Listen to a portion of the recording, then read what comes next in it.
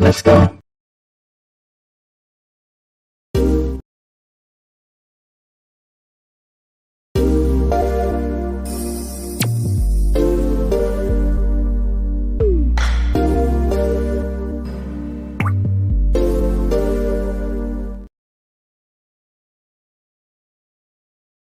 The once goal-driven, ambitious Sapphire turns to the street life after the sudden death of her big brother Dre.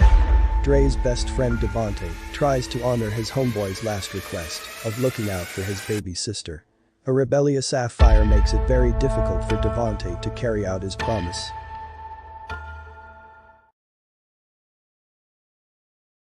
Get your copy of Fire. It's definitely a must-read. If you enjoy hood books, this one is it. Just like the title of the book, it's officially Fire. Get it on Amazon, paperback or Kindle.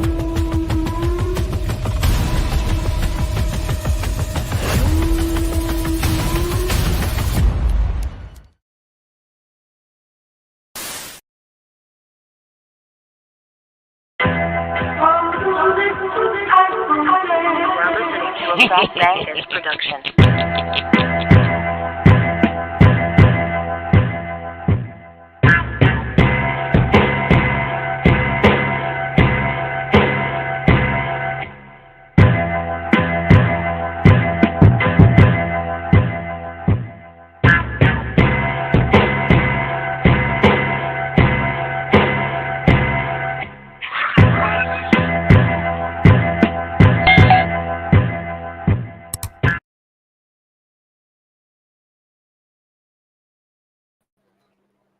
Peace. This is the enemy's public, and I am Bro.Nasir. I said that I'm going to prioritize this subject amidst the murdering of our sister in Illinois, Sonia Massey. We have to stay on this subject. We can't have an attention deficit when it comes to this subject,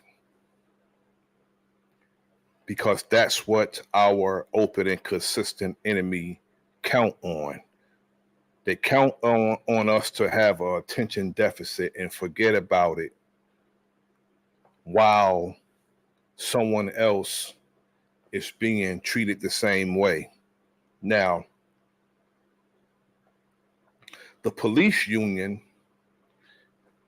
is saying that Sean Grayson was terminated unjustly because he didn't have due process. This is why I say my sentiment is the police are useless. It's a use of taxpayers' dollars. And the police unions are worse than them because they get up there and they will try to justify and give a rogue cop that's representing their department, give him due process after seeing what they seen on that body cam. There's no way to do what kind of due process did that sister receive? What kind of due process did Sonia Massey receive? She didn't receive the help that she called for.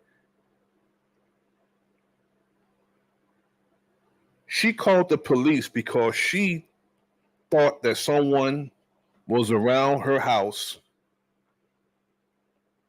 prowling, a suspected burglar. And she called the police. The police looked around. Just to do a recap quickly. The police looked around, went to her door. First, Sean Grayson was very aggressive, and rude, obnoxious even, to the sister from the very beginning. He was also cocky and condescending when he questioned her. He knew that she had mental issues, and he exploited the mental issues she had. They ended up inside of the sister's home. This wicked devil, big punk, the size difference was crazy. She looked like a child in comparison to him. The size difference. He went inside asking the sister for ID. When they didn't see anyone on the premises, what they should have done is went to the sister, assured her that she was safe, and if you need us again, call us back and we'll gladly come because we're at your service. We are supposed to be public servants and we're supposed to do it gladly, and it's supposed to be the reason why you take the job, to serve the public. Yet this demon has been on 6 police departments in 4 years. That means he's a liability. There's depositions of him being questioned of his superior officer. I don't know if it was internal affairs or not, but they were questioning him during a deposition, asking him, why do you think we should keep you? You don't know how to write a report. You don't like following commands from your rank and file, your superior officer. This dude with his incompetent ass was told to abort a car chase. He acted like he obliged, turned off his lights, and still pursued the vehicle. Ended up hitting a deer and totaling the car. That's how he got busted, because he ended up hitting a deer and he got busted. Followed the vehicle all the way out his jurisdiction. That's how he got busted. But if you are dishonorably discharged from the military and you have gone from police department to police department 5 times before he ended up in Springfield, Illinois.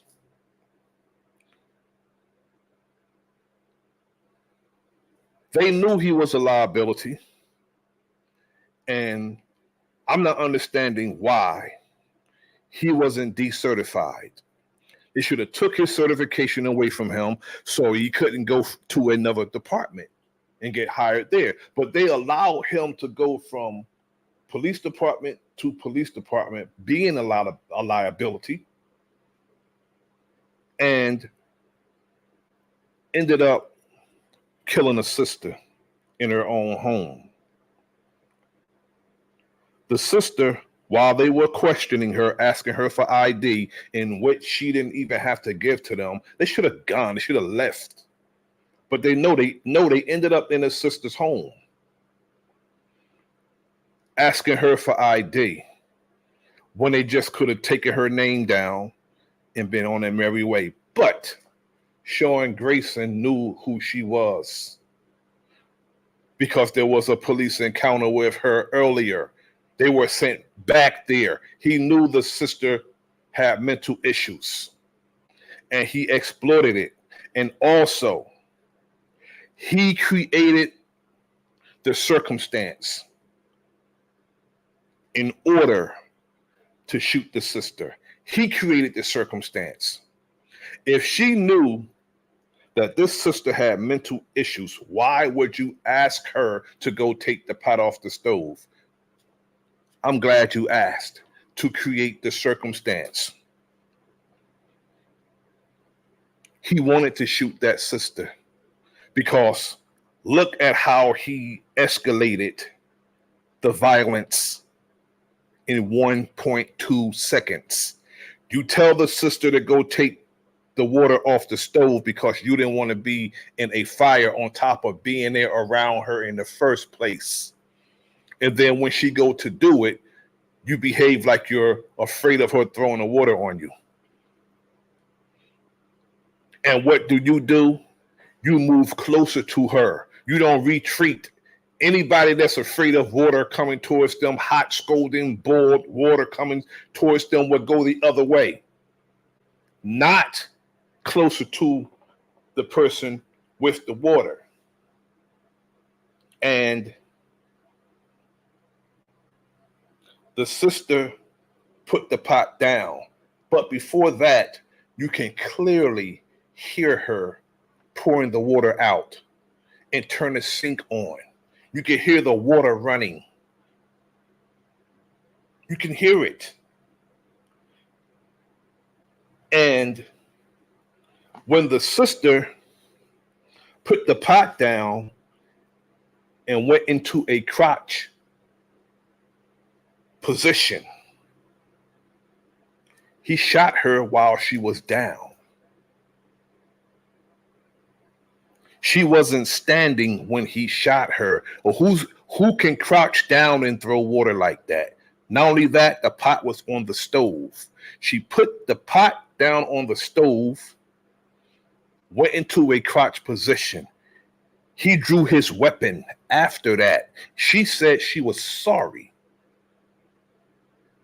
And he shot her in her eye. Now, there's no way someone can be shot in the eye and it come out their neck unless the bullet is traveling downward. This proves that she was shot when she was either on her knees or in at least a crouch position.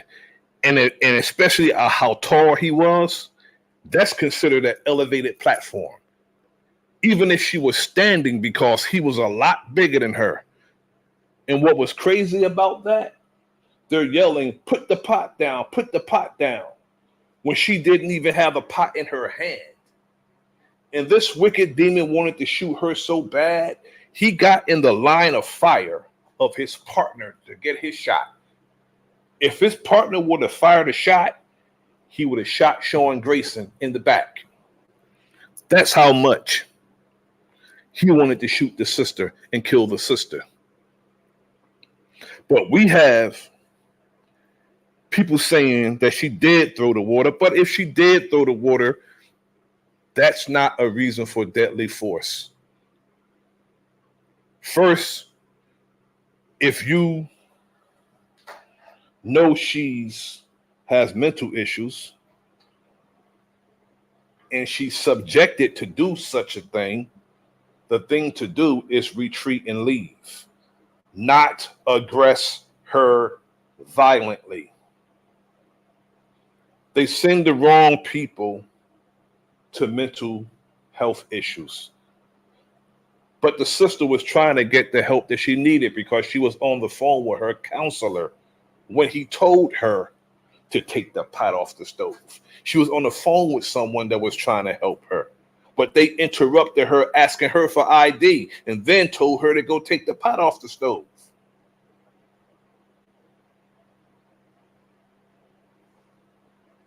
And we have people that would defend this madness, would actually say he was justified in using deadly force when he had a taser. Got a taser. He could have drawn that, but no. She said, I rebuke you in the name of Jesus. And he said, if you do, I'll shoot you in your effing face. That's what he said to the sister. And the reason why she said, I rebuke you in the name of Jesus, is because she's like, you the one that told me to go over here. And I see what you're doing, devil. She sensed the evil in her presence. And he actually carried out in a matter of seconds of what he said he would do to our young sister. She was young, in her 30s. Young. Shot the sister in her face, killing her, and then told his partner, when his partner said, I'm going to get my medical kit. Peace, my sister, Black Panther Jackie Brown. Thanks for tapping in. I appreciate it. Now, his partner said, I'm going to get my medical kit. This devil says, there's no need. She's done. I hit her with a headshot. That's what he said after shooting the sister. His partner, then he went and got his medical kit, walking. No sense of urgency at all. No sense of urgency. Not, I better hurry up and render aid, at least try to save the sister. No. No. No. And the partner tried to save the sister. And you can see, I'm going to say this, the silence was very loud with the other officers when they came to the scene, because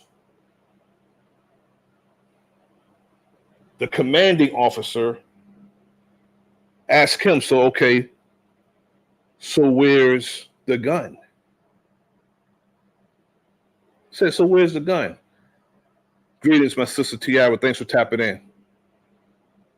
Said, where's the gun? He said, no, it wasn't a gun. It was a pot of water.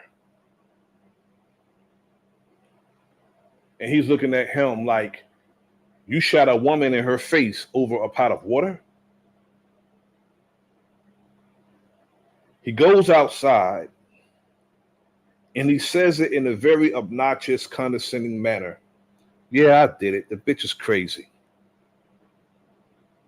That's what this big, probably about 6'4", 250-pound man did. And what he said about a woman he shot half his size.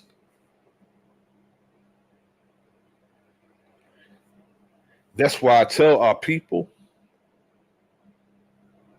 that we have to close ranks. We have to stop the foolishness. And whatever we don't want in our communities, I don't care what a council person say. If a person is no good for our community, we turn our communities into a sundown town in our favor. We have to start doing that. Turn our communities into a sundown town. Not on a racial thing, but if somebody's no good for our community, you better get out of town before sundown. Or everybody in the community coming to escort your ass out of our community because you're no good for our community. White men shouldn't be responding to our sisters' homes when they're by themselves. Because to me, I'm going to say it may sound racist, but I'm going by history. Whenever a sister's alone and a white man's in her presence, rape come to mind. He asked the sister, who's here with you? She said, she's here alone. The horns came up. Some type of harm's going to be done to a sister when they get the opportunity to do so. I'm not saying all white men share this sentiment, But this devil happened to have that sentiment about our sister.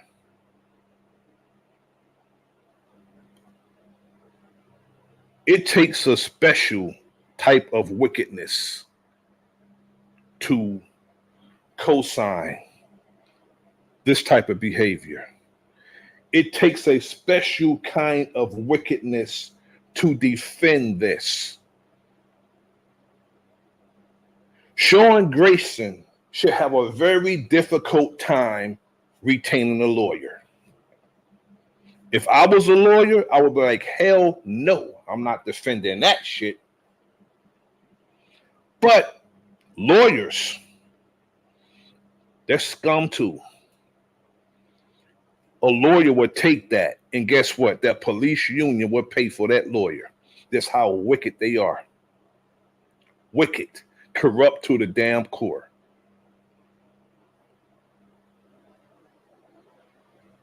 They did the right thing by firing him and arresting him and charging him with the charges that they gave him. But I'm going to show something very despicable. Very despicable. Courtesy of Indisputable, the brother Richard Ritchie.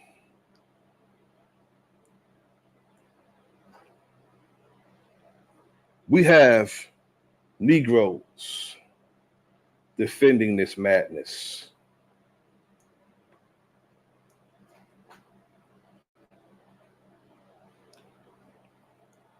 We have Negroes defending this madness.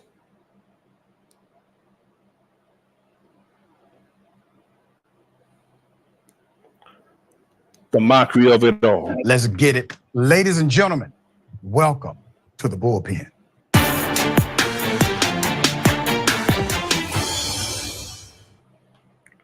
Shout out to the brother Dr. Richard Ritchie at Indisputable. If you're not subscribed to his channel, subscribe to his channel. The brother does good work standing and acting on behalf of our people. Very good work. In the bullpen today, we have two former police officers who are part of the panel discussion today. One officer has gone on record to suggest that the officer who killed Sonia Massey was justified. The other officer is on record saying he was not. In my opinion, obviously, it is well known. I believe this cop committed murder. Now, I'm going to remind you of the video and provide the context. We'll get into our discussion. Here it is.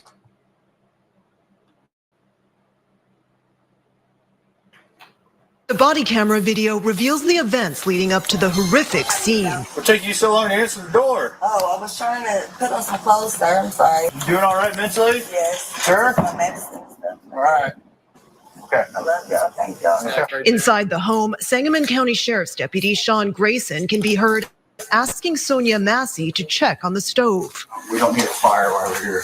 Within Did you hear the sister at the beginning say, I love y'all, thank y'all. And this is what happened afterwards. Peace to my brother, Cuban Crisis. Thanks for tapping in, good brother. seconds, things become tense. Where are you going? Huh? Where you going? Away from your hot steaming water. Away from my hot steaming water? Yeah. Oh, I rebuke you in the name of... And this is why she went over there in the first place, is because he asked her to. He created the circumstance that she was over there in the first place. He created the circumstance. Even if she did throw the water at him, he knew she had mental issues, and he created the circumstance that she was over there in the first place. Jesus. Huh? You in the name of... God, I swear to God, I'll you traitor. Okay, I'm sorry. Massey starts to set down the pot and apologizes. Grayson fires 3 times, striking. Shot her while she was down. She's not even visible. And again, this devil stepped in his partner's line of fire to get his shot and almost got himself shot. If his partner would have fired a shot, he would have shot him in the back. Striking her in the face. Headshot with the female, 1078. Prosecutors say Grayson's partner tried to give the 36-year-old first aid, even though Grayson discouraged him. I'm gonna go get my kit. No, yeah, sure, she's done. You can go get it, but that's a headshot. Let's put up this screenshot full mass. Civil rights lawyer John H. Bryan gave a breakdown of the events of the shooting, referencing the body cam of both cops. At 1:20 and 44 seconds, switching to Deputy Grayson's body cam, we can see that at this time, the first time being told to drop the effing pot, Sonia raises her hands in the air and says, "I'm sorry." You can see that image there. We made a still for your review. Zooming in, we can see Sonia is not holding the pot that she's being ordered at gunpoint to drop. These are facts. The pot is on the stove, clearly seen. And Sonia has oven mitts in her hands, clearly seen. She also appears to be covering her ears and afraid, and Grayson shouts at her, "Drop the effing pot." The civil rights lawyer notes 1:20 and 45. Sonia ducks down. At this moment, you hear the other deputy draw his pistol. He also yells at Sonia, "Drop the pot." So now, telling her to drop the pot when the pot is on the stove. She's down in the cross position, and he shot down into her. That's why the bullet went into her eye and down, came out through her neck. There's no way the bullet could have came out her neck unless it was going downward. now two cops are screaming at her. Especially how tall he is over her, even if she was standing. To drop a pot she's not holding. Ladies and gentlemen, these are facts. Two cops are screaming at her to drop a pot she is not holding. We have the evidence, okay? Go to the next one. At 1:20, 45 seconds. Switching back to Deputy Grayson's body cam at that exact second, you can clearly see conclusively that Sonia did not take the pot with her when she ducked down. It's still sitting on the counter. This is a zoomed in screenshot of that same still, showing the pot is not in Sonia's possession. As she is ducking down in fear and confusion, she was undergoing a mental health crisis, thinking a prowler was at the home. 1:20:46. Let's switch back to Grayson's body cam, which has a better view. When the other deputy joins Grayson in aiming their guns at Sonia and shouting at her, "Drop the pot that she's not holding." Once again, there's the pot. It's circled for you. Let's speed up 1 second. Now I'm at 1:20 and 47 seconds. Deputy Grayson then begins to advance forward towards Sonia Massey, who has not moved from her position. Why would you advance forward being scared of water being thrown on you? Makes no sense to me. She is ducking down on her kitchen floor as if she's somehow the perpetrator. Grayson is the one who begins to move. Instead of away from a perceived threat, he moves towards Sonia. Okay? 1:20:47, switching back to Deputy Grayson's body cam. This is what he saw, which appears to be Sonia Massey going from being crouched with no pot to reaching up, grabbing the pot, mitts still on her hands, and then holding the pot over her head. Could it be that she grabbed the pot, held it over her head because they kept telling her to drop the pot, drop the pot, drop the pot that she did not have in her hands? 1:20:48, switching again to the other deputy's body cam now. After Grayson shoots Massey, who did not threaten to throw water on anyone, You see what appears to be steaming water hit the officer's chair at lower left of the kitchen floor. That's when you saw water. The water came after she was shot. Of course, she's going to drop what she has in her hand if she have it in her hand after being shot. CBS News previously reported Grayson pleaded guilty twice to DUI prior to becoming a cop. He served at 6 different departments in 4 years. And this dude is a born certified fuck up. Period. He's a fuck up. Nothing that he's ever done was right. He was a born fuck up. And his parents was a fuck up for keeping his ass. That he was discharged from the U.S. Army in 2016 from the Fort Riley Army installation in Kansas for serious misconduct. They refused to name the exact nature of the misconduct, only called it serious. One of the incidents in which Grayson is accused of having trouble obeying orders happening during his 5th police job with the Logan County Sheriff's Office, where he worked from May 2022 to April 2023. Grayson refused an order by a superior to terminate a high-speed chase in the state 121 over traffic infraction in which his speed at times reached 110 miles per hour. He's putting other people in danger. He refused a direct order. Grayson told his superiors he was about to terminate the pursuit, but he did not. Audio recordings obtained by CBS News also show superior officers were worried about Grayson's behavior. In a recording released by the Logan County Sheriff's Office, where Grayson worked from May 2022 to April 2023, a supervising officer is heard admonishing Grayson for what the senior officer said was his lack of integrity, for lying on his police reports, and for what he calls official misconduct. The sheriff and I will not tolerate lying or deception, he says in the recording. The officer tells him in the audio recording of a November 2022 meeting obtained by CBS News. At one point, the supervising officer warns Grayson that officers like you have been charged and they end up in jail, end quote. And that's exactly where his ass is at.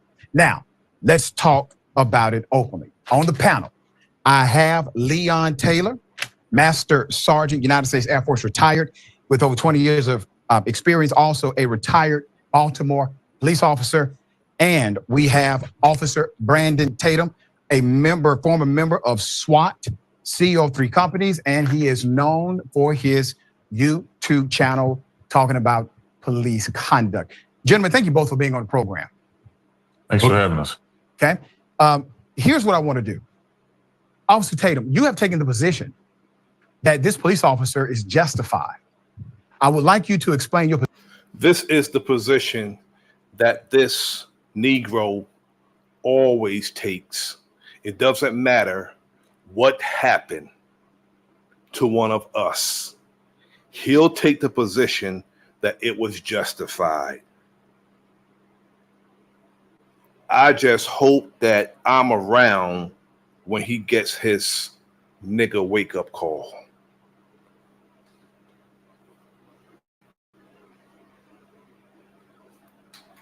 Your position, then I'm going to go to our other panelists for their opinion. What say you? All right, so I want to make sure we're clear here. Justification is not, is he justified in the death of this young lady? Justification is the justified use of force. So I don't condone any of his actions before the shooting. I don't think that he's a great officer with great reputation, and I'm not supporting him whatsoever. I'm saying that the use of force when she lunged at the police officers with the pot. She never lunged. See, this is that bullshit that white supremacists do. They lie. This is an outright lie. Not at one point, not one point, excuse me, during the encounter with the cops that she lunged at the police.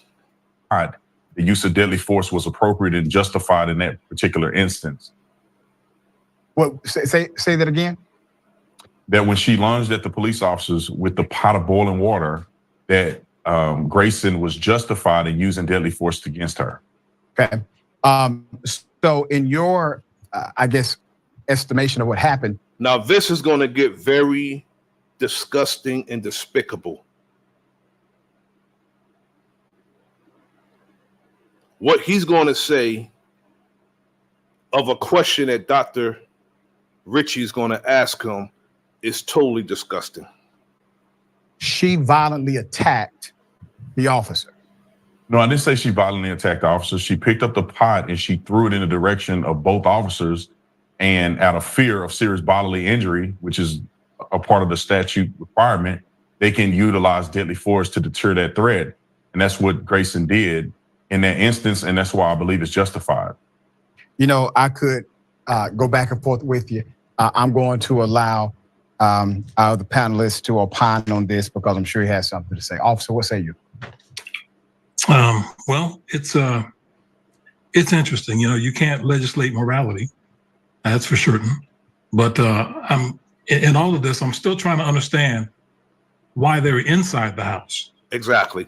It makes no sense to me. If the original call was for a burglar or a suspected prowler, once they've ascertained that that's not the case, why do they need to go inside? They already know that she possibly has mental health issues. To my mind, to my way of thinking, once they established they've satisfied the requirements of the original call, you check on her, ask if she's all right. And leave. It's time to code the call to go back in service. There's a dispute, obviously, of her malicious intent. I don't think there was any malicious intent whatsoever. I believe this woman was in fear of her life. I think she was being told very confusing things in a confused state. And she was then shot and killed. Officer Tatum, I want to go back to you and pose some questions that other cops have posed, similar to what you just heard. There's a white female cop who went on record pretty quickly in uniform and talked about how this officer in particular should have never been a cop, and then she gets into the conduct after this happened. Tatum, why did he lie to his colleagues? You're talking about in a former incident? Well, he's been lying. I'm not even talking about the other incidents where we know he lied on police reports, which is official misconduct, violation of oath of office, et cetera. I'm talking about this time. As soon as his colleagues arrived, he told a narrative of an aggressive, violent individual. As a matter of fact, he said she was a crazy B word. All right. That's unprofessional, naturally, but it goes to his state of mind, dear brother. In a court of law, that goes to state of mind. If you believe you're dealing with a crazy B word rather than a person experiencing either A, mental health crisis, or B, a possible victim of a potential crime, it goes to your state of mind. Well, I don't think that's going to end up being relevant in this case, but I do think it was reprehensible for someone to speak like that. Why don't you think it's relevant in this case when it's already been deemed relevant? That's why it's not going to be relevant. They indicted him, in my opinion, because they wanted to look at the arrogance of the cop against the lawyer. Dr. Ritchie is a lawyer. He knows legislation. Cops don't know the damn law. They don't. Stop the riots from happening. They didn't want people to lose their mind over this shooting that was very emotional. In the court of law, this is going to be a self-defense argument. So Grayson is going to argue that he acted in self-defense, and that's the only thing that's going to be on the table. His previous behavior. Why didn't his partner respond the same way then? Well, I think well, first of all, their tactics were terrible.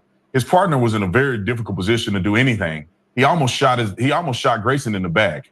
So these cops had a lot of things that they did incorrectly, and their tactics were horrible. And I think that's why both of them didn't respond in the same manner. But I think this is going to be a self-defense argument. That's what I'm saying in the court. Not what I feel, not what anybody else thinks, not how horrible this was. It was sad to see the woman lose her life like that. Of course, he's going to make a self-defense argument if he's pleading not guilty. No, but that's going to be the argument. Is he's going to argue self-defense, and the prosecution is going to have to prove that he wasn't acting in self-defense beyond a reasonable doubt. Yeah, we know that. I think that the burden of proof is not going to be they're not going to be sufficient in this, given the fact that's that why we have fact checkers called jury members. But let me get this correct. Tatum, you're saying that these cops did everything wrong. They broke protocol. They are bad cops. You don't agree with their actions, but the only thing they got right was killing that woman. No, that's not what I'm saying whatsoever. That's basically what you're saying. I don't think that he can't help it. He has to defend cops when it comes to them doing harm to our people. It's just in his nature. Both cops did everything wrong. I think that Grayson did a lot of things wrong. I would have liked to have seen him de-escalate in that situation. I would have liked to have seen, him do a lot of things differently. Even after he shot her, I would like to see them at least give an attempt to render aid, even though they wasn't going to be able to Once again, properly state of render mind. aid. Go state of mind, Yeah, Taylor. but I think that being a bad cop doesn't mean that you're not justified in defending yourself against a person hurling boiling water. I think that's what it's going to end up coming down to. Yeah, I didn't see a hurling of boiling water. She did. There's no way she could have hurled boiling water without scolding her damn self. It was a hot pot of water. Gotta make sense of this. There's no way she'd have did more harm to herself than the cops.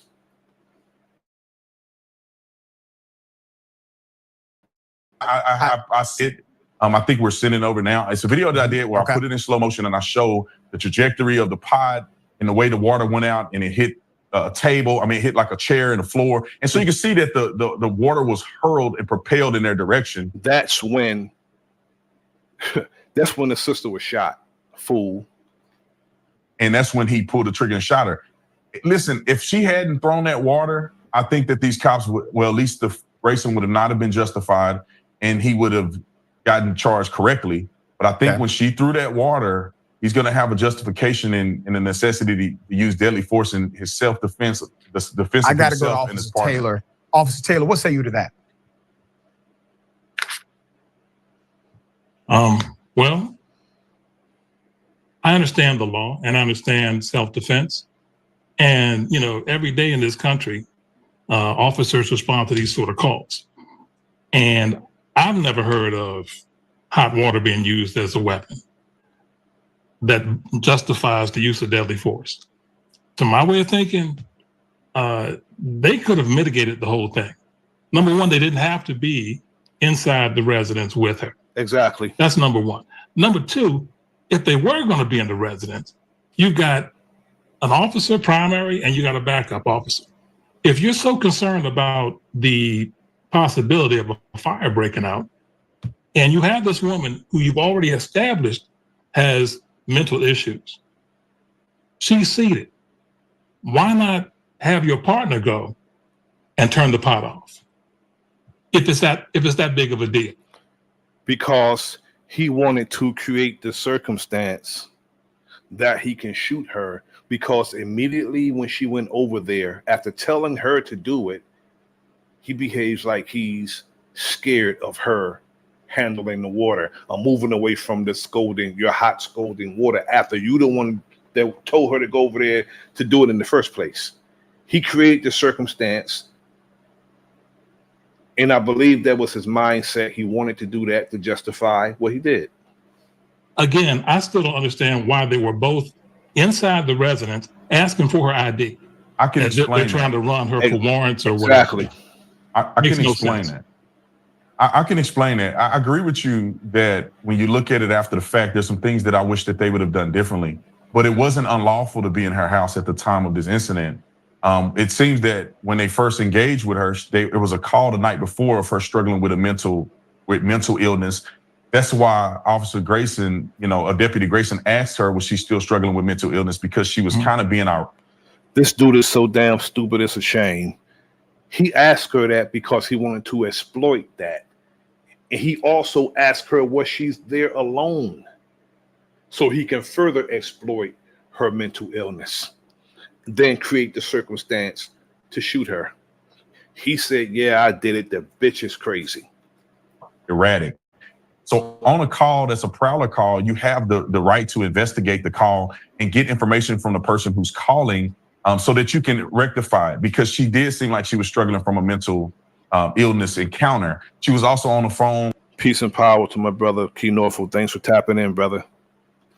With another deputy. It seemed like they were trying to get her mental illness situation, They was not trying to help her. When she was on the phone with who was trying to help her, they distracted her, and they're the one who told her to go over there and take the pot off the stove when she was on the phone trying to get the help that she needed. But they was not there to help her, at least not Sean Grayson. I don't know the sentiments of his partner, but Sean Grayson was not there to help that sister. I guess, put into check, which everything was going fine. They were having a reasonable conversation. They were laughing and joking.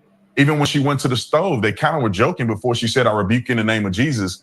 And so I think that that's where she said that because she knew his sentiment and she sensed his evil spirit among her.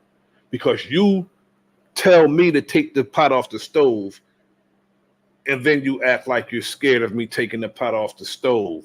And she's saying, "I rebuke your lying, wicked ass in the name of Jesus." the storyline is going to go in the court of law. They're going to say that everything was fine. Peace to my brother, Big Dog Philly OG. Thanks for tapping in. Everything was fine until she said that, huh? Nobody was being intense. Nobody was violating laws. They were acting within the color of their authority. She didn't ask them to leave the house. She didn't say that she felt threatened by them at any point. And everything was fine until she got to the stove. And I'll just give an example of the stove situation. Looking back on it, I think they should have probably asked her. This is what I would have done if I was in a situation, because I don't want her to think I'm overstepping her bounds, and I do want to be cautious to her own. They should have never been in that woman's home in the first place. They should have went to the woman's house, to her door, and not speak to her the way Grayson was speaking to her, all rude and condescending. "Ma'am, we checked your house out. Nobody's out there. We're going to leave now, but if you need us, call us back." But that's not what they did. Grayson's motive was the end results. That was his motive.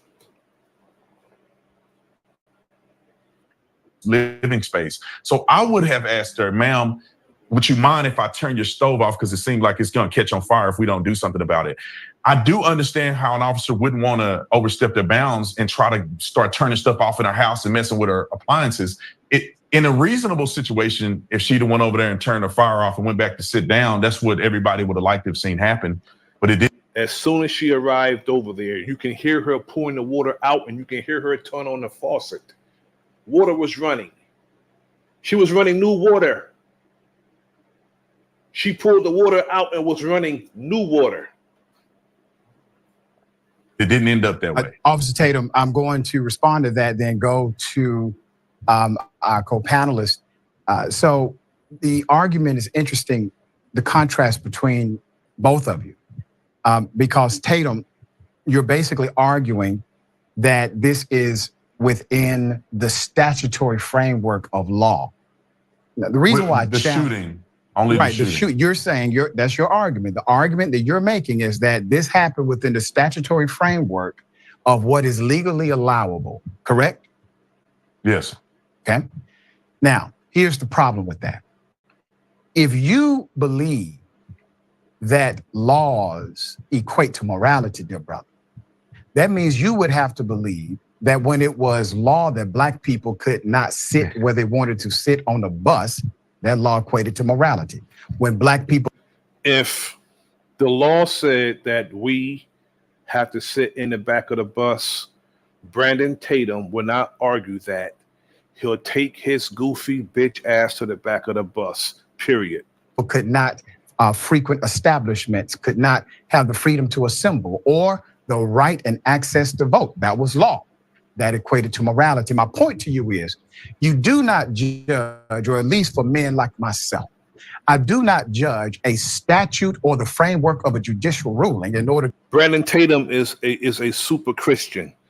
This is a super Christian, Brandon Tatum. He believed in Christ and all this other foolishness, but he believed that this man was justified in shooting a sister half his size in the face. Order to determine my morality and ethics as it comes when it comes to people. Salute to my Jersey brethren, Warfare K. Thanks for tapping in, good brother.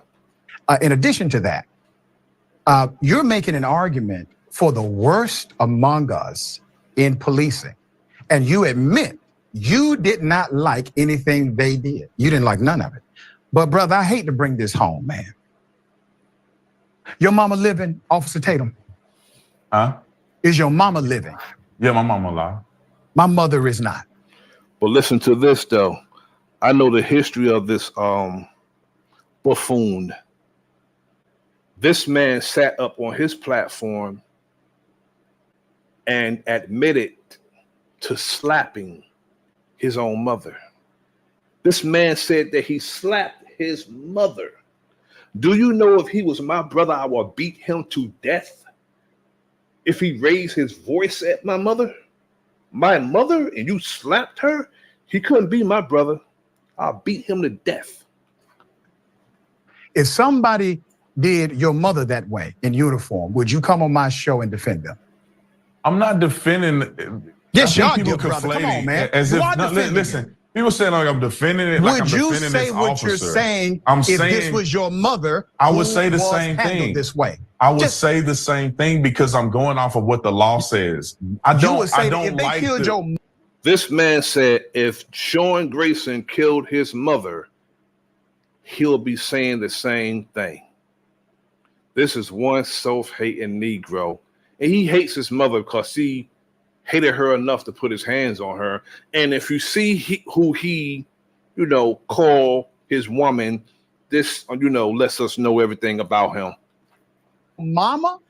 If this officer shot my mother after she threw a pot of boiling water at him, going through a mental health episode, they did not follow protocol. They did not de-escalate. You were still. Brandon Tatum would say this about his mother because he hates his mother. This is why he would say this, because he hates his mother. Let me run it back. Man, as if, listen, people saying like I'm defending it. Like would I'm you defending say this what officer. you're saying I'm if saying, this was your mother? I would say the same thing. This way. I would say the same thing because I'm going off of what the law says. You would say if they killed your mama? If this officer shot my mother after she threw a pot of boiling water at him, going through a mental health episode, they did not follow protocol. They did not de-escalate. You would still come on television in order to debate that they or that cop was still legally in the right. I'm only debating the law. I don't care for this cop, and I don't think that he did everything right. I think that he would have been probably worse off if he would have shot her the way they've been perpetuating it out in the news, that if she was just standing by the stove, she put her hands up and homeboy shot her because he thought she would throw a pot of boiling water. I mean, he would go to prison for the rest of his life. What I'm saying is that things begin to change when a person throws a pot of boiling water at him. I would have liked to see him do things differently. I would be very upset if that was my mom. I would have been very upset. I would have liked. I'm upset that this woman lost her life. I don't think that this should have resulted in that. But the law will dictate certain things when it comes to self-defense. And boiling water is a deadly weapon because a person can get seriously injured, dismembered. I mean, not dismembered, but get seriously injured and disfigured for life. Sir. It's not considered a deadly weapon. It is a deadly weapon. According to Illinois law, a boiling pot of water is a deadly weapon. No, it's not considered. It's considered. No, sir. Look at the. Here's a cop arguing with a lawyer. The man's a lawyer. You can't tell him shit about the law. Police don't know the law. Ruling, sir. It's not considered. I know the ruling says, Dr. Ritchie, the ruling says that the water was the deadly weapon and deadly force was justified in that scenario. However, they are arguing that he put himself in a situation that should not necessitate a deadly force. Let me just give you an example. Brother, let me do this. Let me just give this quick example real quick. Tatum, I'm going to let you give me the example, dear brother. But I want you to understand the difference between a deadly weapon, which is categorized by instrumentation, and the use of deadly force. The court made the distinction. You see, the device or the pot itself is not a deadly weapon. They talked about what the officer subjectively believed was the deadly weapon. That was the contextualization of the court, not the category of the pot or of the boiling water. To Officer Taylor, I want you to respond to Tatum, and then we'll go back for Tatum's example. Go ahead. Okay. Well, the law does provide for self-defense. For instance, in the case of an officer chasing an armed person, if that person is going to get to a position of cover and be able to return fire, and the officer is in the open, that officer is justified in shooting this person. okay, because it's accepted that the officer, through no fault of their own, right, in the performance of their duty, is inadvertently placed in a position of severe disadvantage, right, which could result in severe injury or loss of life. That is mutually understood, it's universally understood. But also, saying that, it's also well known and universally accepted that if an officer is engaged in a gunfight with a person who places themselves in front of a group of citizens, to the extent that there's a possibility that if the officer returns fire, one of those citizens might be injured, then those are just rounds the officer has to eat. And this is basic. This is right out of the academy in Baltimore City, one of the most violent cities in the United States. It's known that if the person has a backdrop that's not safe, where the officer would take the risk of hitting someone, that officer's got to seek cover as best he can until the situation changes. This entire situation. Exactly. You're not supposed to just shoot indiscriminately when there's people around. You're supposed to take cover, not just fire anyway. Somebody walking past, pushing their baby in the stroller, and you're still shooting. You're supposed to duck for cover and see what's going on. Case the area. If it's safe, then you're supposed to advance towards wherever the threat is. Was manufactured. He manufactured these exigent circumstances, literally told the woman what he was going to do to her, and then did it. I don't understand any of it. I don't understand what argument he has. I don't understand it at all. I would not want to go to court with this argument. There's no way in the world I would want to do it. I think his partner was very uncomfortable. I think his partner was equally as confused. I mean, this is Derek Chauvin to the nth degree. This is crazy. This is madness. Tatum? So yeah, I just want to give the example. In the example that they're giving with this particular officer, they charge him with first-degree murder, which is intentional murder, and it's not going to hold up in court whatsoever. And I wish they would have charged him something a little more appropriate. The example that I was going to give was that, give me a more appropriate charge. Well, I think he's going to be found innocent or not guilty because of the self-defense argument. But you because said the initial they would have charged him with something more appropriate. Well, I'm saying at least be reasonable, right? But brother, what appropriate charge are you referring to in your mind? Okay, so there's two arguments here. I think he's going to be justified, but that doesn't mean he can't be charged because people do have concerns about his behavior.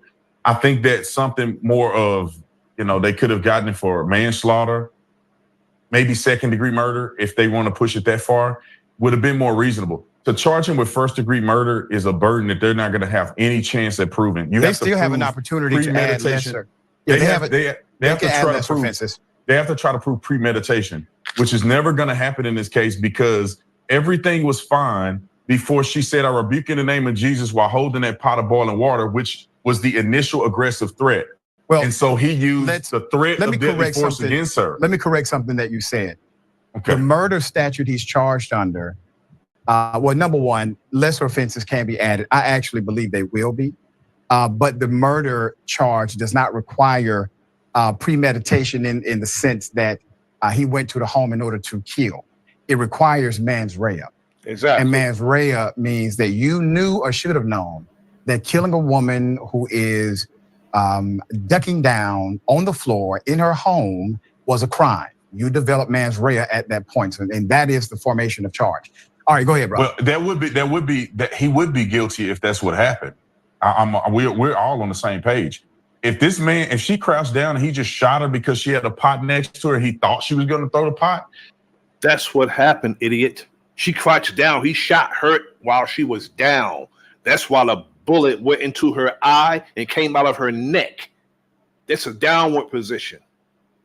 He would have had no chance in this case, but I think that when she picked the pot up, for whatever reason, I still don't know why she would throw the pot at the guy. Well, but she picked the pot up and threw it, and then when he shot her, he used deadly force against her. You do know that his knowledge of the mental health crisis is going to be front and center in the prosecution. That doesn't preclude him from defending himself. Just give me a moment. Just give me a moment. What it does is it sets a parameter of protocols that must be followed in order to protect life. But if it you also if you justifies. decide to not follow those protocols, you have willfully engaged No, but it in the also violation of those protocols. it also lends to the fact of her being very unstable and making that furtive action without any kind of signs or anything before that.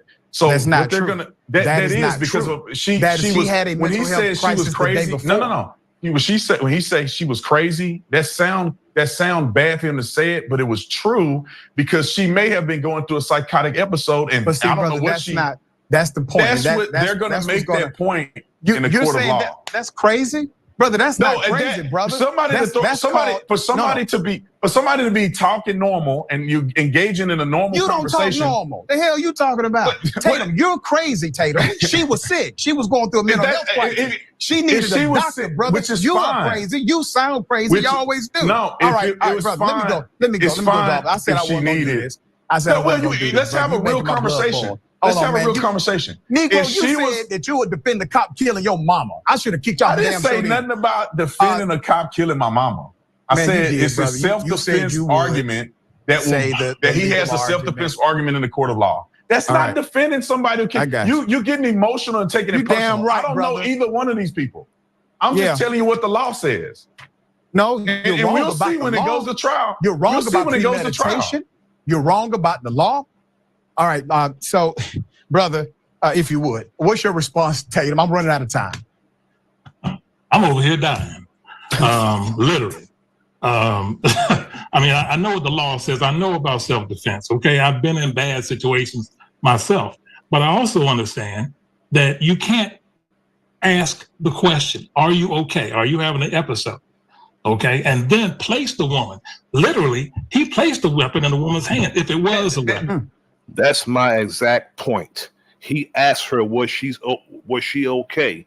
And in the 911 call, Sonia Massey's mother requested non-confrontational officers when they come to her house.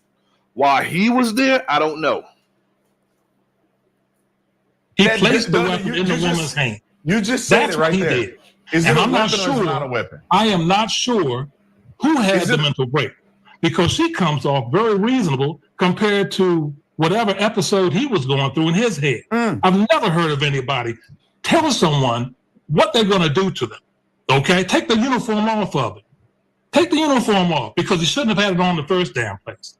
We can argue that. If somebody says to you, Tatum, don't throw this at me, I'm going to shoot you in your effing face. Okay, I mean, hey, that's going to put you in a state of fear. No, well, kind of, sort of, right? I mean, if I got a pot and I'm going to throw it on you, and you pull a gun on me and say, I'm going to shoot you in the face, and I let the pot go because I realize this guy's going to shoot me if I throw this pot at him, and she put her hands up. No, let me put it like this, okay? No. She put her hands up. No. It was over. I am not shooting the woman. Why did she throw the pot? No, I wouldn't either. Because I don't want to get scolded. Okay. But that's crazy.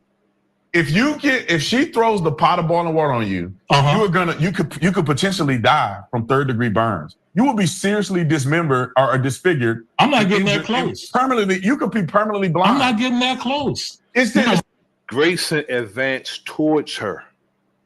If he would have got water thrown on him, it's because he got in the range that she can actually throw the water on him. From where she stood and he stood, she couldn't have got the water on him if she tried. But he advanced towards her, went around the island that was dividing the kitchen from the living room to get his shot. He advanced towards her. It's not about close. Could come down and take me to the moon or whatever. We could say whatever we want to say and what we should have, would have, could have did. I agree with you. There's things that I believe I would have done differently.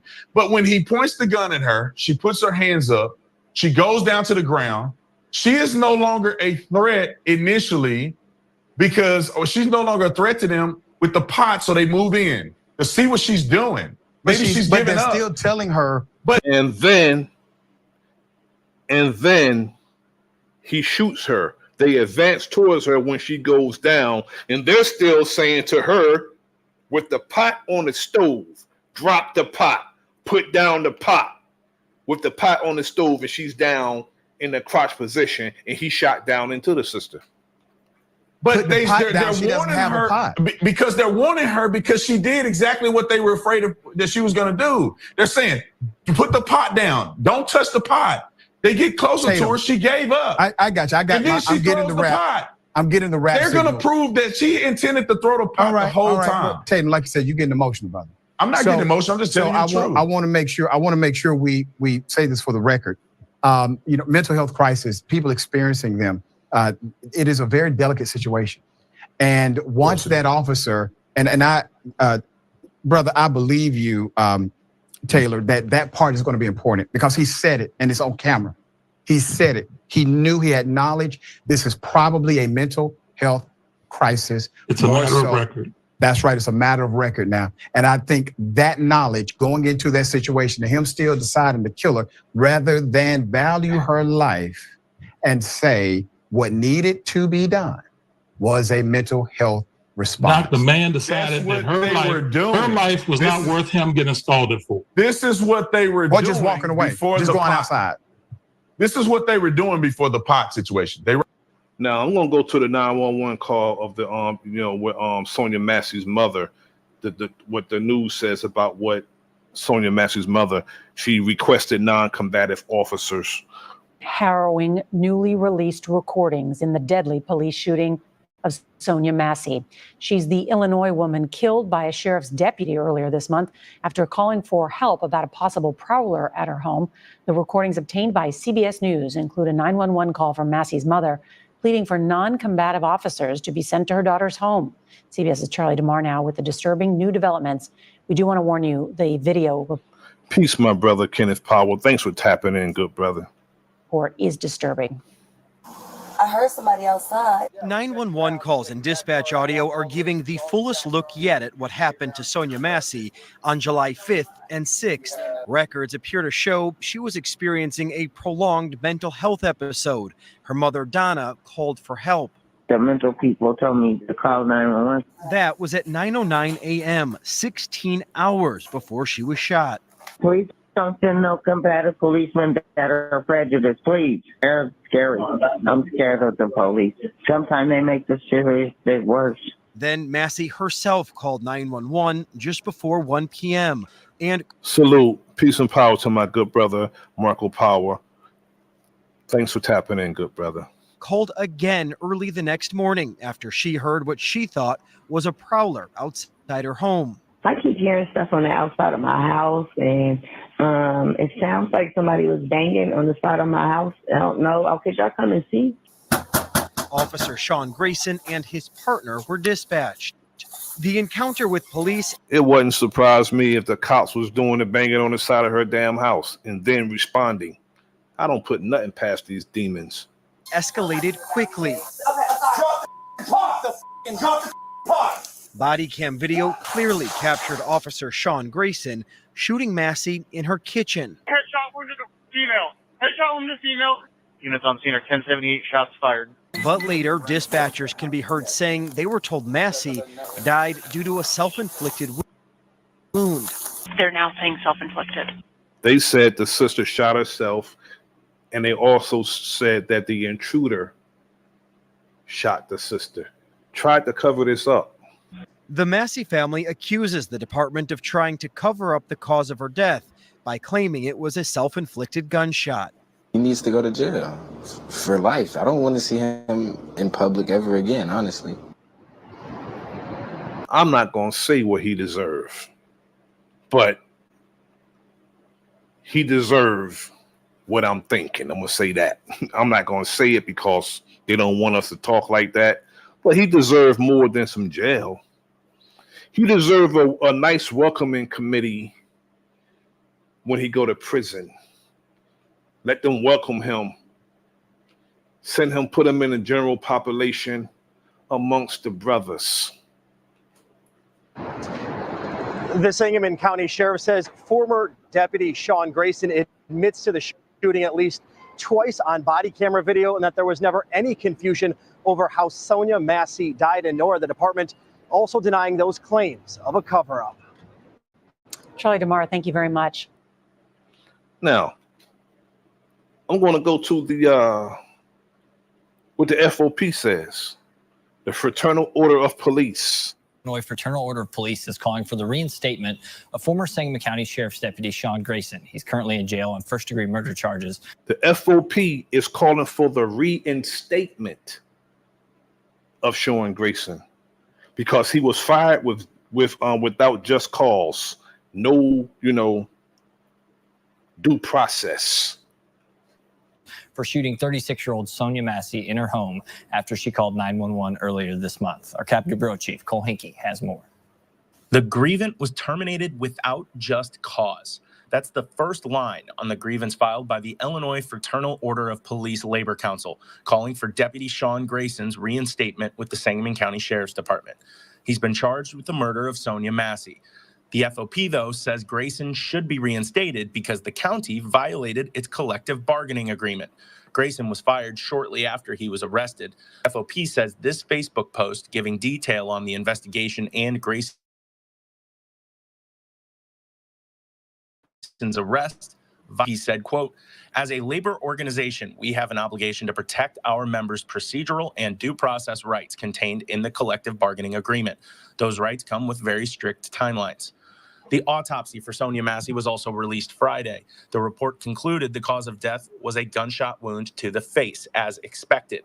But the family's attorney, Ben Crump, pointed to the trajectory of the bullet, saying it proved Grayson shot Massey while she was ducking. Video that this was just a senseless, unnecessary, excessive use of force. Reporting in Springfield, I'm Cole Hankey. Now, the sheriff says that the cop was wrong and he's We are liable hearing on his, from he's Illinois liable by sheriff himself. whose deputy shot and killed Sonia Massey last month. Like the sheriff said, he's not going to resign. It's not his fault for Sonia Massey's death. Yet he hired someone that he knew was a liability. He said this himself. He knew Sean Grayson was a liability because he had been on 5 police departments in 4 years before he got to Sangamon County.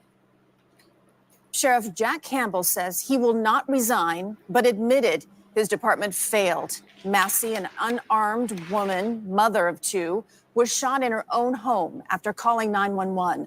And Roxana Saberi is in Springfield, Illinois. Roxana, good morning. Good morning, Christine. Sheriff Campbell defended hiring Sean Grayson, the officer who killed Massey and has since been fired, despite the deputy's history of disciplinary issues. A reminder, some of the footage you're about to see is disturbing.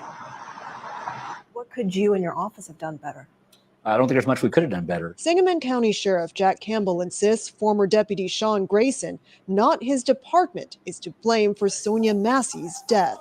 His comments come nearly a month after Grayson responded to Massey's 911 call about a suspected prowler. I know that somebody's outside my house right now. Body camera video shows Massey check on a pot of boiling water. Moments later, Grayson shoots her in the face. So why do you think Grayson used deadly force when he had other options with Sonia Massey? I can't speculate. But are you saying that he had been trained to use non-lethal force? Yes, he was trained to handle that situation, and he alone failed to use that training. And there's no predicting of human behavior like that. Still. But they knew that Sean Grayson had a reputation of not following protocol and departmental policy. He lied on his reports, and he was asked to abort a high-speed chase. He said he would oblige, but kept going at speeds over 100 miles an hour after he was ordered to disengage. So they knew he was this type of person. Again, he's a total fuck up. He's been on 5 police departments before he came to Sangamon County, and he was dishonorably discharged from the military. Grayson's past behavior is raising new questions over his qualifications to serve. He was discharged from the military in 2016 for serious misconduct, had 2 DUI. They don't even specify what he did. They just say serious conduct. There's no telling what that is. Eyes on his record and had worked at 5 different law enforcement agencies between 2020 and being hired in Sangamon County last year. His personnel file indicates at least 2 of those employers said he needed more training, and another said he hadn't demonstrated good officer safety skills. They always go to the training. The training and the culture are 2 different things. And not only that, the training is only 6 months.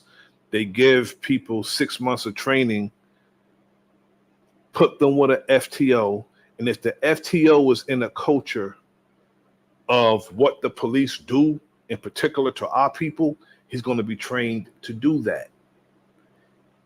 And then they put them out there to deal with life and death situations. And then they're not made to learn the amendments, the statutes of their municipality. They don't even know that. They don't know any amendments. They don't know the laws. They don't know case law. They don't know any of that, but they're sent out there to enforce laws when most of the time they're enforcing policies. That's why they're called police. They're policy enforcers, not law enforcement, because if they enforce the laws, they'll be obeying the laws. We felt like that we were giving him the extra training that the other officers had mentioned. So how did he slip through the cracks like that?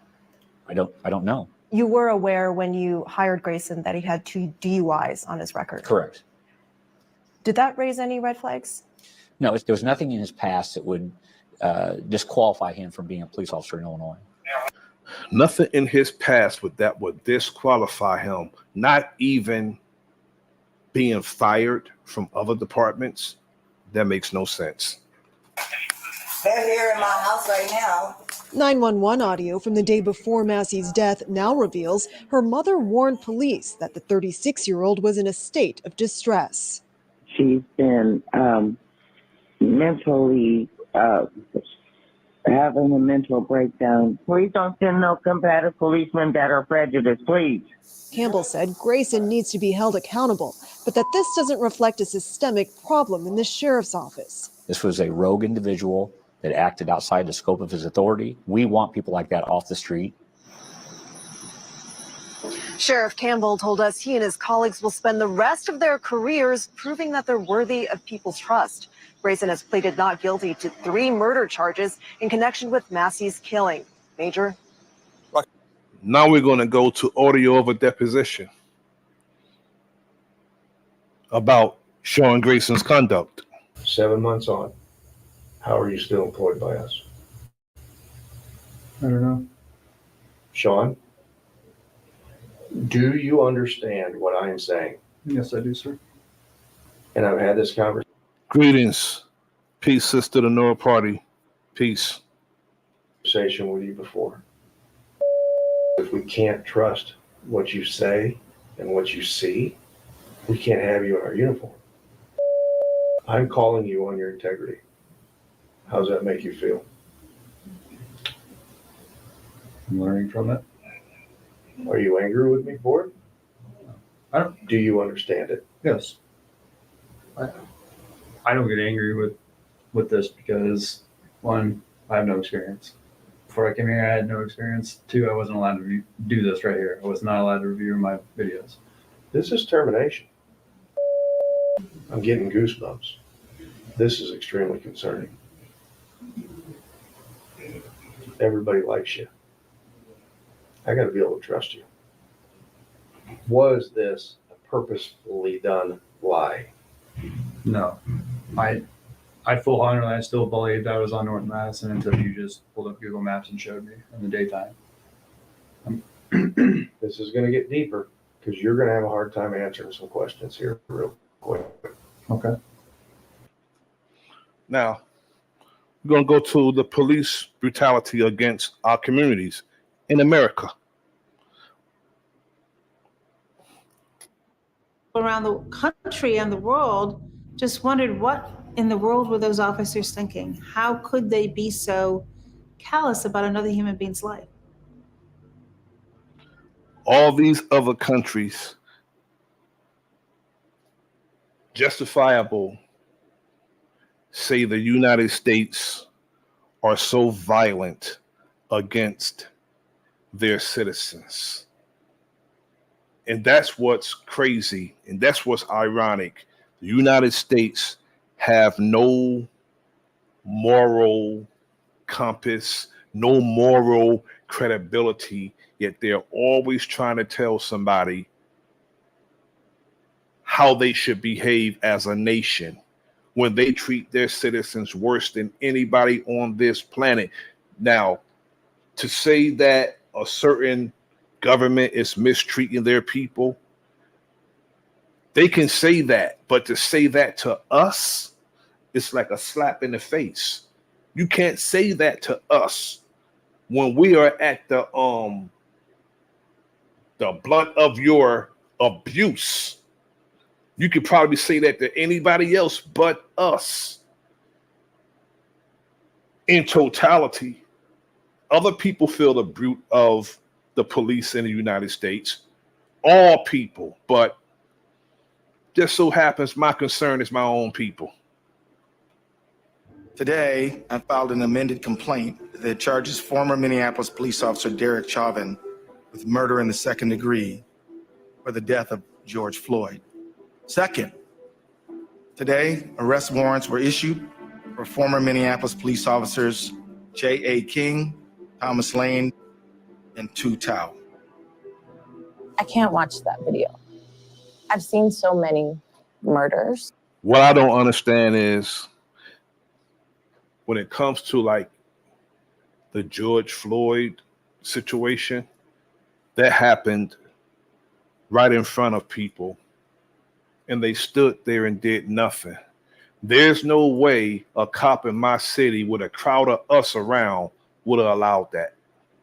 He would have got off George. Trust, and anybody that kept us at bay would have been dealt with. There's no way a cop in my city would have killed somebody slow like that in front of a crowd of us. That's shameful. That's really shameful for that to be allowed. Bunch of men screaming in horror how horrible it is, and you stood there and watch it. That's shameful. Now on camera, what I can tell you is that the image that is emblazoned behind my eyelids is the one where the officer is kneeling on his neck and he's looking directly into the camera and he has his hand in his pocket as if he's casually kneeling down to like pick up a penny. He had his hand in his pocket because he was putting pressure on his knee because his intention was to kill George Floyd. That's why he put his hands in his pocket. He was pushing his knee down on the back of that brother's neck. And you know what he was doing? I don't know if anybody else peeped that. He was making mockery of our people while he was doing that, because what was the trend back then when George Floyd was killed? The ignorant among our people, not something that I would do. Our people were taking knees.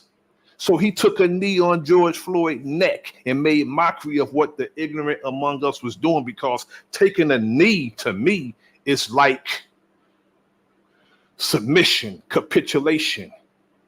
I wouldn't take a knee because that's on my knees. I can't do that. Not even one knee. I'm not going to even get on one of my knees for this devil. If the Star Spangled Banner is being played, I'm having a conversation, I'm going to keep my conversation going while the Star Spangled Banner is being sang. But to get on a knee? Nah, that's too much like waving a white flag. Can't do that. But he made mockery of that. He took a knee on that brother's neck.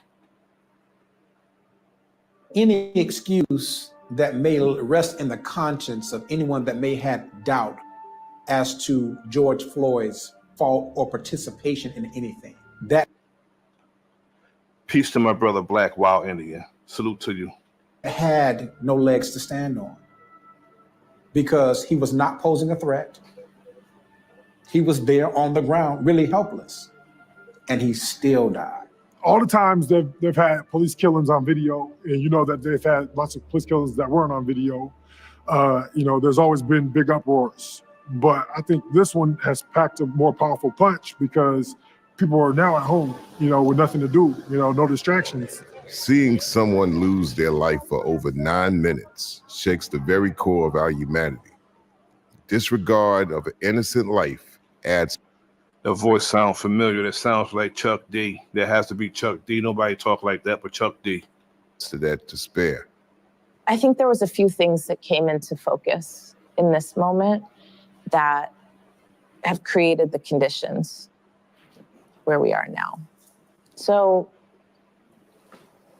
for a month or so prior to the George Floyd murder, we had a lockdown. People were in their homes who could be in their homes. What was crazy about that while Derek Chauvin was doing what he was doing, that Asian cop kept the people at bay. When Derek Chauvin got found guilty, that was a happy day for me when he got found guilty, but it turned out to be the worst day of my life when Derek Chauvin was found guilty, because the day he was found guilty, my mom passed away. So that's the part that took that happiness away. My mom passed away that same day. And connecting with each other through screens in a completely different way. So that's a part of it, right? We're starting to see into every aspect of people's intimate lives and also glued to the television or to our screens to better understand what we can do to protect ourselves against a plague, if you will, that the president was calling a liberal hoax from the very beginning. Then you couple that with Ahmaud Arbery's murder.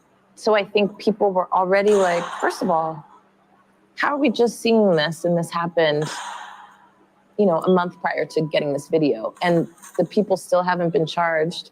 And then all this stuff comes out about them, about what they believe, right?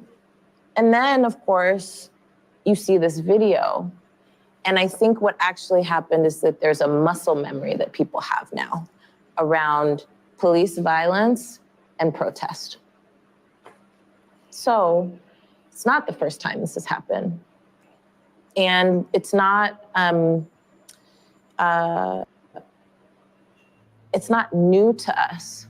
But I think over the last 7 years, we now have a consciousness that it's not enough to just watch it and be upset about it. That coupled with this wicked demon is not going to stop doing what they're doing. In order to have somebody to stop harming you, you have to stop them from harming you. Because they're not going to do it on their own. And if we don't know that by now, we're not paying attention to what's happening to us. If we don't know that by now, they're not going to stop on their own. Something is wrong with our thinking. And if we are not willing to get together with our brothers and we show each other what we know when it comes to defending ourselves, and then we in turn defend each other, It's going to keep happening. This is a open, and I'll always use the word consistent because they've been consistent. And those of us who don't pay attention to this, because I'm not going to say what somebody care about, yet it's as if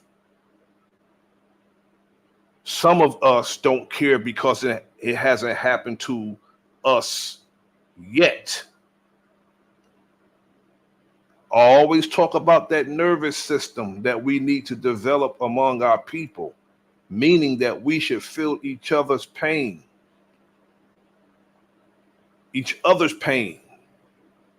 Something happened to one of us, we are supposed to not just stand, we're supposed to act. If they're worried about us standing and acting, I guarantee you it'll stop. But they can predetermine what we're going to do when one of us is harmed. They're going to march. They're probably going to burn stuff down. They're going to go out and yell. They're going to disrupt. But that's as far as it goes. It needs to, how it's escalated, go up there to where it's at. And I guarantee you, those who are aggressing us violently will want to bring it down.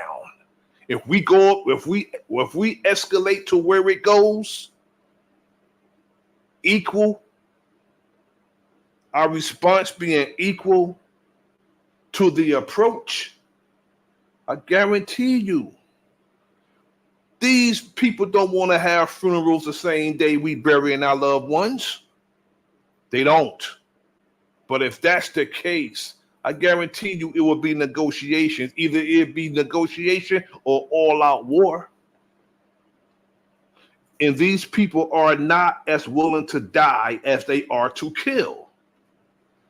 4 years of a president who has literally opened the sewer grates and told white nationalists to come up out of the sewer and come be a part of our society, be a part of our government. I think all of those things have collided in such a way where people now, it's not just people turning up about police brutality and police violence. You notice, like, you can't spin this story any other way. Who comes out when there's protests? White militias. Who's driving through crowds in protests? White nationalists who are unabashed about their point of view and who have the cover of the federal government. Go home. We love you. You're very special. You've seen what happens. You see the way others are treated that are so bad and so evil. I know how you feel. But this wicked demon is able to run for office again after this is the response to the insurrection in the Capitol building. After being convicted of 34 counts of fraud, he's a convicted criminal who's responsible for an insurrection at the Capitol building. He addressed them and tell them they're very special, that he understands how they feel. But he tells them to go home. You did what you're supposed to do. Now go home. All of them went to jail, and his ass is running for president again. I hope they're proud of themselves because he didn't come to none of their defense. Stupid. My whole life's work has been about trying to figure out how do we keep Black people from experiencing the worst of the system while we are at the same time still experiencing an unbroken history of white supremacy, racial hierarchy, and state violence. The answer to those questions, to these quizzes, is closing the rank, getting down to business, training, staying healthy, working out, staying ready so we don't have to get ready, and be serious. the seriousness of what we're doing is what going to get us over the seriousness and getting rid of the fear. What I don't understand is the restraint we have when it comes to them, as opposed to having restraint when it comes to each other. We don't have restraint when it comes to each other. Brother will knock a brother head off for a mean mug, but have incredible restraint when it comes to dealing with other people. It's mind-boggling to me. I'm part of a black church. I argue the black church has 400 years of receipts of fighting against white supremacy every day. Every day black folk in church wake up, we fighting against white supremacy.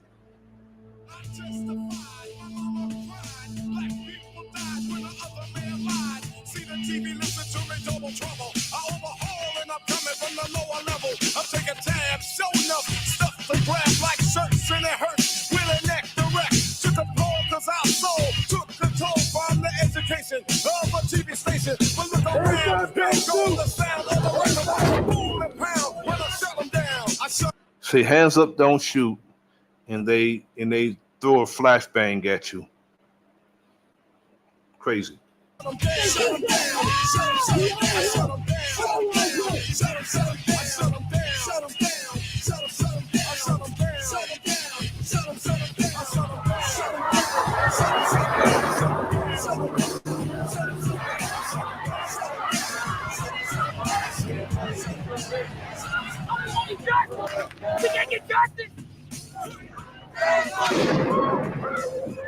I say it like this: justice is a reward or a penalty. Justice is a reward or penalty. It's not something that you ask for. Justice is something that you serve. If you are a victim of a people, you don't ask them for justice. You serve justice. It's a reward or a penalty, depending on what side that person is on. If they are treating you right, they're doing right, they're rewarded. If they're doing opposite of right, they're treating us wrong, they're abusing us and murdering us, they are on the penalty side of justice. We need to understand what justice is, not just us being the goddamn victims.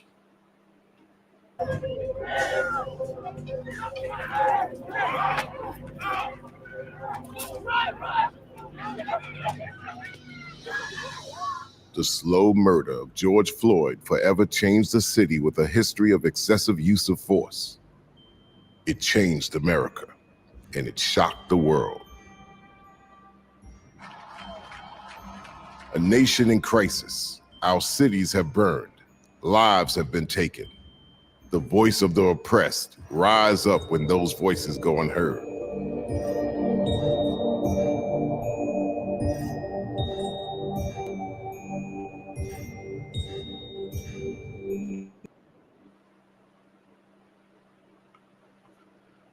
I want to thank everybody who joined me this evening.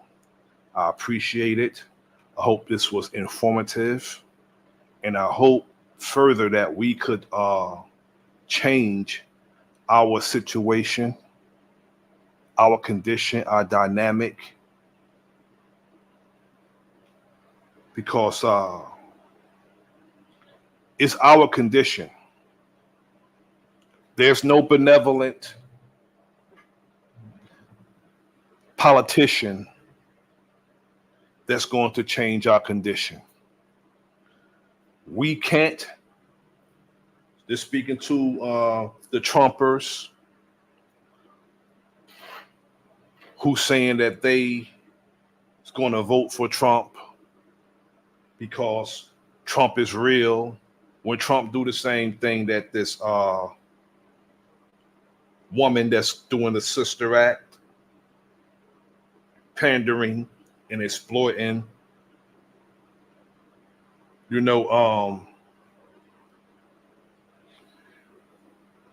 what both of them are doing is pandering to our people.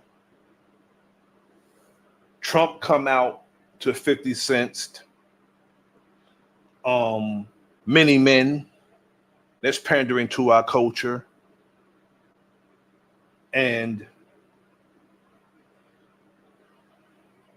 Kamala Harris, she goes and scrape the bottom of the damn barrel and pull up Megan Thee Stallion and Quavo, exploiting our ignorance. You know, whole politics along with a man standing up there dressed like a damn woman.